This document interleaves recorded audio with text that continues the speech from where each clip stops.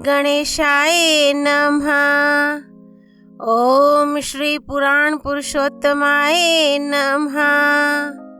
श्री शिव पुराण संहिता 2 रुद्र संहिता भाग 3 पार्वती खंड अध्याय 6 देवी उमा का हिमवान के हृदय तथा मेना के गर्भ में आना।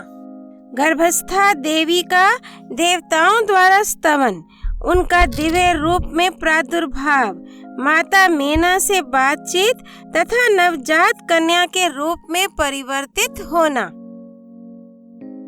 ब्रह्मा जी कहते हैं, नारद, तदनंतर मेना और हिमालय आदर पूर्वक देव कार्य की सिद्धि के लिए कन्या प्राप्ति के हेतु वहां जग जननी भगवती उमा का चिंतन करने लगे, जो प्रसन्न होने पर संपूर्ण अभिष्ट वस्तुओं को देने वाली हैं। वे महेश्वरी उमा अपने पूर्ण अंश से गिरिराज हिमवान के चित्त में प्रविष्ट हुईं। इससे उनके शरीर में अपूर्व एवं सुंदर प्रभा उत्तर आई। वे आनंद मगन हो अत्यंत प्रकाशित होने लगे। उस अद्भुत तेजो राशि से संपन्न महामना हिमालय अग्नि के समान अदृश्य हो गए थे। तत्पश्चात सुंदर कल्याणकारी समय में गिरिराज हिमालय ने अपनी प्रिया मेना के उदर में शिवा के उस परिपूर्ण अंश का आधान किया। इस तरह गिरिराज की पत्नी मेना ने हिमवान के हृदय में विराजमान करुणा निधान देवी की कृपा से सुखदायक गर्भ धारण किया। संपूर्ण जगत की निवास भूता देवी के गर्भ में आने से गिरि प्रिया मेना सदा तेजोमंडल के बीच में स्थित होकर अधिक शोभा पाने लगी। अपनी प्रिया शुभांगी मेना को देखकर गिरिराज हिमवान बड़ी प्रसन्नता का अनुभव करने लगे। गर्भ में जगदम्बा के आ जाने से वे महान तेज से संपन्न हो गई थीं। मुने उस अवसर में विष्णु आदि देवता और मुनियों ने वहां आकर गर्भ में निवास करने वाली शिवा देवी की स्तुति की और तदनंतर महेश्वरी की नाना प्रकार से स्तुति करके प्रसन्नचित हुए वे सब देवता अपने अपने धाम को चले गए। जब 9वां महीना बीत गया और 10वां भी पूरा हो चला, तब जगदम्बा कालिका ने समय पूर्ण होने पर गर्भस्थ शिशु की जो गति होती है उसी को धारण किया, अर्थात जन्म ले लिया। उस अवसर पर आद्या शक्ति सती साध्वी शिवा पहले मेना के सामने अपने ही रूप से प्रकट हुई। वसंत ऋतु में चैत्र मास की 9वीं तिथि को मृगशिरा नक्षत्र में आधी रात के समय चंद्रमंडल से आकाश गंगा की भांति मेनका के उदर से देवी शिवा का अपने ही स्वरूप में प्रादुर्भाव हुआ। उस समय संपूर्ण संसार में प्रसन्नता छा गई। अनुकूल हवा चलने लगी जो सुंदर, सुगंधित एवं गंभीर थी। उस समय जल की वर्षा के साथ फूलों की वृष्टि हुई। विष्णु आदि सब देवता वहां आए। सबने सुखी होकर प्रसन्नता के साथ जगदम्बा के दर्शन किए और शिवलोक में निवास करने वाली दिव्य रूपा महामाया शिव कामिनी मंगलमयी कालिका माता का स्तवन किया।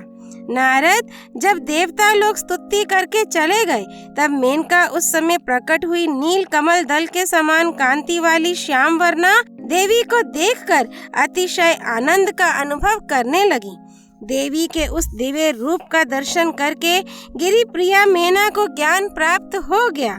वे उन्हें परमेश्वरी समझकर अत्यंत हर्ष से उल्लसित हो उठी और संतोष पूर्वक बोली। मेना ने कहा, जगदम्बे महेश्वरी, आपने बड़ी कृपा की जो मेरे सामने प्रकट हुई। अंबिके, आपकी बड़ी शोभा हो रही है। शिवे, आप संपूर्ण शक्तियों में आद्या शक्ति तथा तीनों लोकों की जननी हैं। देवी, आप भगवान शिव को सदा ही प्रिय हैं तथा संपूर्ण देवताओं से प्रशंसित पराशक्ति हैं।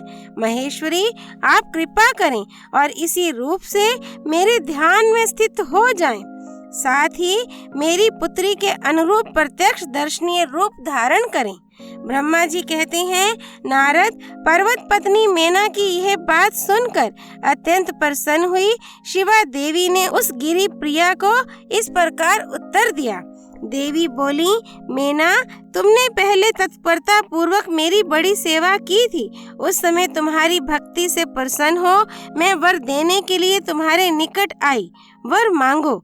मेरी इस वाणी को सुनकर तुमने जो वर मांगा वह इस प्रकार है, महादेवी, आप मेरी पुत्री हो जाएं और देवताओं का हित साधन करें। तब मैंने तथास्तु कहकर तुम्हें सादर यह वर दे दिया और मैं अपने धाम को चली गई। गिरी कामिनी, उस वर के अनुसार समय पाकर आज मैं तुम्हारी पुत्री हुई हूँ। आज मैंने जो दिव्य रूप का दर्शन कराया है, इसका उद्देश्य इतना ही है कि तुम्हें मेरे स्वरूप का स्मरण हो जाए, अन्यथा मनुष्य रूप में प्रकट होने पर मेरे विषय में तुम अनजान ही बनी रहती।